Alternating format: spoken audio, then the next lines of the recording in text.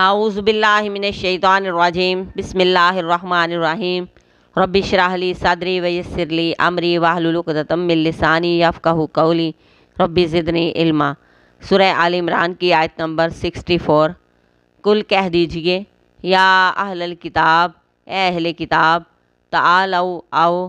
الی کلمۃ، ایک کلمہ کی طرف، سوائم جو برابر ہے، بیننا ہمارے درمیان، و بینکم اور تمہارے درمیان، اللہ کے نعبدا ہم عبادت کریں، الا اللہ مگر اللہ کی، ولا نشرکا اور نہ ہم شریک کریں بھی ساتھ اس کے، شیئن کسی چیز کو، ولا یتخذا اور نہ بنائے بعضنا ہمارا بعضاً بعض کو، ارباباً رب، من دون اللہ سوائے اللہ کے، فَإِن تَوَلَّوْا پھر اگر وہ منہ پھیر جائیں، فَقُولُوا اشْهَدُوا تو کہہ دو گواہ رہو، بِأَنَّا مسلمون کہ بے شک ہم تو مسلمان ہیں، ہم تو فرما بردار ہیں۔ کہہ دیجئے اے اہل کتاب آؤ ایک بات کی طرف، وہ بات جو ہمارے اور تمہارے درمیان برابر ہے، اور وہ بات یہ ہے کہ ہم اللہ کے سوا کسی کی عبادت نہ کریں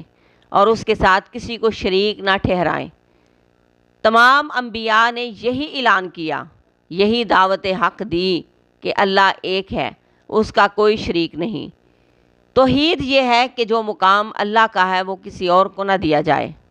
چاہے وہ کوئی نبی ہو، ولی ہو، جن ہو یا فرشتہ ہو، کوئی بھی ہو، جو مقام اللہ کا ہے وہ اللہ کا ہی ہے،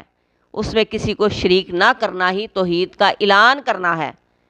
اللہ کا حکم چھوڑ کر، اللہ کی بندگی چھوڑ کر کسی اور کی بندگی کرنا، اس کا حکم ماننا شرک ہے۔ حضرت علی رضی اللہ تعالیٰ عنہ کا قول ہے، کسی مخلوق کی اطاعت جائز ہی نہیں جہاں خالق کی نافرمانی ہو۔ پھر فرمایا کہ نہ بنائے ہمارا بعض کو رب اللہ کے سوا، یعنی ہم میں سے کوئی کسی کا رب نہ بنے، یعنی اللہ کی اطاعت چھوڑ کر کسی دوسرے کی اطاعت کرنا ہی اسے رب ماننا ہے، جو کہ شرک ہے۔ پھر اگر وہ اس سے منہ موڑ جائیں، اسے تسلیم نہ کریں، تو تم کہہ دو کہ ہم مسلمان ہیں، ہم فرما بردار ہیں، ہم اطاعت گزار ہیں۔